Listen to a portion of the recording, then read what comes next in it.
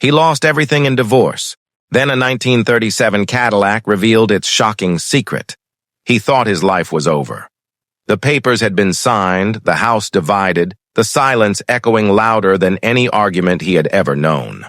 A man once full of pride, laughter, and family now sat alone in a near-empty apartment, the weight of failure pressing against his chest. Divorce hadn't just taken his marriage, it had stripped him of stability, of purpose, of the life he thought was permanent. And yet, in the middle of all that ruin, he did something strange, something reckless. He emptied what little savings he had left to buy a car. Not just any car, but an old, worn-out 1937 Cadillac, its paint chipped, its leather seats cracked, its history hidden beneath decades of dust. Friends called him foolish. His ex-wife called him desperate. But for him, it wasn't about the car. It was about holding on to something, anything, that was entirely his. He didn't know it then, but that car was more than steel and wheels. It was a key to a story that had been buried for nearly a century, a story that would pull him out of despair, shake the ground beneath his feet, and reveal truths no one had ever expected him to find. The first time he sat behind the wheel, he smelled the faint scent of leather, mixed with something older, something almost haunting. His fingers traced the dashboard, each scratch and dent whispering of a past he couldn't yet see. And when he slid his hand beneath the driver's seat, feeling for a wrench he thought he'd dropped, he touched something else instead. Something hidden, something that wasn't supposed to be there. In that moment, his heart froze. It wasn't just a forgotten object. It was a message, a clue, a secret waiting to be uncovered. And what he would find under that seat would change not only the way he saw his car, not only the way he saw his own broken life, but the way he saw history itself. Because sometimes the past doesn't stay buried. Sometimes it waits, inside a dusty old Cadillac, for the right person to discover it. Marcus had always been a man people looked up to. He worked hard, provided for his family, and carried himself with quiet dignity. For years he believed he had built something solid, a marriage that would last, a future that was secure. But sometimes life takes a cruel turn, not with one sudden blow, but with 1,000 small cuts that no one sees coming until it's too late. The arguments with his wife had started as whispers, disagreements about money, about work, about time. Then they grew louder, sharper, until one day there was nothing left but silence. The kind of silence that eats away at a home until even the walls feel empty. When the divorce papers were signed, Marcus didn't just lose a partner. He lost a piece of himself. He moved into a one-bedroom apartment on the edge of town, the kind of place that smelled faintly of mildew and loneliness. His friends tried to cheer him up, but their words fell flat. He couldn't recognize the man he saw in the mirror anymore. The weight in his chest was heavy, pressing him into the kind of despair that made each morning harder than the last. And then, in the middle of that collapse, something unusual caught his attention. Marcus had always loved cars, not just for their engines or the speed, but for the stories they carried. His father had once told him, "Every old car has a soul, son. If you listen closely, you'll hear it speak." Maybe that's why, when he saw an ad for a beat-up 1937 Cadillac at an estate auction, his heart stirred for the first time in months. The car wasn't practical. It wasn't smart. It wasn't even running properly. But when Marcus laid eyes on it, he felt something he hadn't felt in a long time: hope. The Cadillac was beautiful in a way only time could shape. Its long curves, its faded paint, the stubborn dignity of its frame. It stood there like a relic refusing to be forgotten. Without thinking twice, Marcus used the last of his savings to buy it. His friends shook their heads. His ex-wife laughed when she heard. "You can't even fix your own life," she told him. "And now you're buying junk?" But to Marcus, it wasn't junk. It was survival. That car became his escape. Every evening after work, he would sit in the driver's seat, running his hands over the steering wheel, imagining what it must have been like to drive it when it was new. He'd polish the chrome, wipe down the cracked leather, and whisper promises to himself that one day he'd bring it back to life, just like he hoped to bring himself back. What he didn't realize was that this Cadillac carried more than just memories of a different era. It carried a secret, one that had been waiting decades to be discovered. And Marcus, in his loneliness, his brokenness, was the exact man destined to uncover it. Because when life takes everything from you, sometimes it also gives you something unexpected in return. And for Marcus, that something was hidden under the seat of a car older than his own parents. The first weeks with the Cadillac were quiet, almost therapeutic. Marcus would spend hours in his small garage, leaning over the hood with a rag, or crouching beside the tires, his hands stained with grease. Neighbors would pass by, sometimes offering a polite nod, sometimes shaking their heads at what they thought was a foolish waste of time. But Marcus didn't care. The car gave him purpose. One rainy afternoon, while wiping down the cracked leather seats, Marcus felt something unusual. His hand slipped under the passenger seat, brushing against a ridge that didn't belong. He frowned and tugged at it, but the seat was old and stiff. After a moment of wrestling, the corner of an envelope slid out, yellowed and brittle from age. At first, he thought it was nothing, just an old receipt or a forgotten note. But when he unfolded it, his heart skipped. Inside was a letter, handwritten in ink that had faded with time. The words were smudged, but he could still make out fragments. Freedom. Safe passage. Debts owed. Trust only them. Marcus sat back in the seat, the paper trembling in his hands. Freedom? Safe passage? It didn't sound like a simple message. It sounded like history. The kind of history people hid. The kind that changed lives. He shoved the letter back into the envelope, his mind racing. Whose car had this been? What story had unfolded here? The discovery gnawed at him. Each night, after long shifts at the warehouse, he returned to the Cadillac. He searched beneath the seats, under the dashboard, even in the trunk. Dust filled his lungs, rust scratched his hands, but he didn't stop. He could feel it. There was more. And he was right. One evening, as the sun dipped low, casting long shadows across the garage, Marcus pried open a hidden panel beneath the driver's seat. Inside, tucked away in a rusted tin box, he found them. Photographs, old and curling at the edges. They weren't ordinary photos. The first showed a black family standing proudly beside the Cadillac in its prime. Their clothes were elegant, their smiles confident, but their eyes carried something deeper. Defiance. The second photo nearly made Marcus drop it. It showed the same family, but this time they were standing with a group of men in uniforms, police officers. Except the smiles were gone, replaced by grim tension. Someone had scribbled a date in the corner, 1939. Marcus's chest tightened. He knew enough about history to understand what this meant. This Cadillac wasn't just a car. It had been part of a struggle, part of a story about survival in a country where survival wasn't guaranteed for people who looked like him. The more he uncovered, the more the pieces came together. The letter, the photos, they pointed to something hidden, something dangerous. This car wasn't just a relic. It was a witness. A witness to lives lived in defiance of injustice, to secrets that powerful people might have wanted buried. And Marcus felt it. This wasn't an accident. He was meant to find it. But with discovery came fear. If these secrets were valuable, or worse, if they were dangerous, what would happen now that he had them?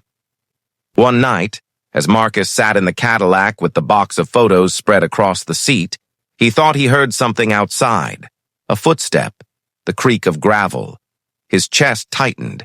He quickly shoved the photos back into the tin box and locked the garage door. Sleep didn't come easy after that. Questions pressed at him. Was someone else looking for what he had found? Was he digging into a past better left untouched? Yet curiosity burned hotter than fear. He couldn't walk away now. Every new discovery felt like pulling a thread that could unravel an entire tapestry of hidden truths. And Marcus, broken, divorced, dismissed by the world, was suddenly standing at the center of something far bigger than himself. What he didn't yet know was that the Cadillac's secret wouldn't just explain its past. It would rewrite his future. And soon, the truth waiting under that seat would pull him into a moment of decision that could change everything. The night Marcus finally uncovered the truth, the air felt heavier than usual. A summer storm had rolled in, the sky alive with flashes of lightning that lit his garage in fleeting bursts of white. The Cadillac sat in the center like a relic on an altar, gleaming despite its age, its chrome edges catching the storm's reflection. Marcus's heart pounded. He knew he was close, too close to stop now. With trembling hands, he went back to the driver's side and pried deeper into the seat's lining. His fingers brushed against something hard, something wedged into the frame. He pulled, the leather tearing, foam scattering across the floor. And then, it slid free. A small, weathered ledger. Marcus stared at it, thunder rolling above. The cover was cracked, its pages stiff with time. Carefully, he opened it, and the words leapt out. Lists of names, amounts of money, coded phrases. But one word repeated again and again. Passage. His breath caught. This wasn't just a car. This Cadillac had been used as a tool in an underground network, one that had ferried black families away from racist towns and into safety during one of the darkest chapters in American history. It was a freedom car, hiding secrets beneath its seats while carrying lives in plain sight. Lightning flashed again, illuminating a note tucked in the back of the ledger. Marcus pulled it free and read the words scrawled in hurried handwriting. If you are reading this, you are one of us. Protect the story. Do not let them erase it. His hands shook. Protect the story? Was that what all of this meant? Had fate placed this car in his hands to continue something unfinished? But just as that realization settled in, Marcus froze. Outside, he heard footsteps again, this time clearer, heavier, closer. The gravel crunched as though someone was circling the garage. His pulse spiked. He quickly stuffed the ledger and the photographs back into the tin box, his mind racing. Who else knew about this? Why now, after all these decades, was he the one to find it? The door creaked open. Marcus's chest tightened as a shadow fell across the Cadillac. For a moment, he imagined a figure from the past, someone who had driven this car when it was more than just steel and wheels, when it was salvation. But it wasn't the past standing there. It was a stranger, face hidden beneath a rain-soaked hood, eyes locked onto the box Marcus was clutching. Neither spoke. The storm raged, filling the silence with thunder and rain. Then, slowly, the stranger stepped forward. "Hand it over," the voice demanded, low, steady, and dangerous. Marcus's grip tightened, his whole body trembled. He had lost so much already, his marriage, his pride, the life he thought he'd built. But this ledger, these photographs, this truth, they were more than scraps of history. They were proof of resilience, courage, survival. Proof that people like him had always fought, always endured. And now someone wanted to bury it. "No," Marcus whispered, his voice firmer than he expected. The stranger lunged. For a split second, chaos filled the garage, metal clanging, the storm roaring as the two struggled near the Cadillac. The tin box slipped, skidding across the concrete floor. Lightning split the sky again, and in that raw flash, Marcus's eyes caught his reflection in the Cadillac's mirror. Bloodied lip, clenched jaw, but unbroken. In that moment, he understood. This wasn't just about surviving his own pain anymore. It was about carrying the weight of generations who had hidden these secrets so that one day they might be told. With a final shove, Marcus forced the stranger back, his breath ragged, his heart hammering. The box was still his. The truth was still his. But the fight had changed him. He wasn't just a broken man clinging to an old car anymore. He was the keeper of a legacy, one that demanded courage, even when the world tried to silence it. The storm didn't last forever. By dawn, the rain had quieted, leaving the streets washed clean and the air sharp with the smell of wet earth. Marcus sat slumped in the driver's seat of the Cadillac, the tin box resting on his lap. His lip was split, his shirt damp with sweat, but his eyes burned with something he hadn't felt in years: purpose. He stared at the car's dashboard, running his fingers across the cracked wheel. This Cadillac was more than a relic. It was testimony. Every bolt, every groove, every hidden compartment whispered of courage, of ordinary people who risked everything to preserve dignity and protect life. For years, Marcus had lived with a quiet ache. His marriage had dissolved. His business had collapsed. His pride had been ground down by whispers and judgments he could never escape. He had thought the divorce was his rock bottom, but now he realized. His rock bottom had been believing he had nothing left to give. The Cadillac had changed that. He replayed the confrontation in the garage, the stranger's demand, the fight, the choice he had made to hold on, not just to a box of old papers, but to a truth greater than himself. That moment of defiance had lit a fire in him. For the first time in years, Marcus wasn't just reacting to life's blows. He was standing for something. The question was, what now? He didn't have the luxury of pretending the discovery would stay hidden. If one person knew about the ledger, more would follow. There were always those who benefited from silence, who wanted history rewritten, buried, or forgotten. He could keep it secret and guard it until his dying breath, or he could do what the note inside demanded. Protect the story. That word, protect, stayed with him. Not bury it, not hoard it. Protect it by sharing it, by shining light where darkness had thrived. The next morning, Marcus drove the Cadillac out of the garage. The engine purred to life, the kind of deep rolling growl that carried weight. Neighbors peeked out from their windows, curious about the gleaming blue relic rolling slowly through their streets. Marcus didn't care. For the first time, he felt proud sitting behind a wheel. He headed straight to the local library. The librarian, an older black woman with kind eyes, listened in stunned silence as Marcus unfolded the ledger, photographs, and notes across a wooden table. Her fingers trembled as she traced the faded ink. "My God," she whispered, "do you know what you found?" Marcus nodded, enough to change the way people remember. Within weeks, the discovery spread. Historians were called in. News outlets came knocking. Community leaders reached out, asking to see the Cadillac, to sit in its seats, to imagine what it must have felt like to ride in that steel sanctuary while the world outside threatened your very existence. For Marcus, every interview, every retelling was both heavy and healing. He stood before crowds and told the story, not just of the ledger and the photographs, but of what it meant to him personally. He shared his brokenness, his losses, his nights staring at empty walls, wondering if he mattered. And then he shared the moment he found the ledger, the moment the stranger tried to take it, the moment he decided to fight for truth instead of folding into silence. Each time he spoke, something shifted in the audience. Some people cried. Others nodded, fists clenched. Many whispered, "Thank you," as they shook his hand. For the first time, Marcus realized his pain had a purpose. His story, tied to this Cadillac's legacy, was bigger than divorce, bigger than failure. It was about survival in the face of erasure. It was about memory. It was about refusing to let history be stolen, even when people tried to take it by force. Months passed, and the Cadillac became more than just Marcus's car. It became a traveling exhibit. Schools invited him to speak. Museums requested the car for temporary displays.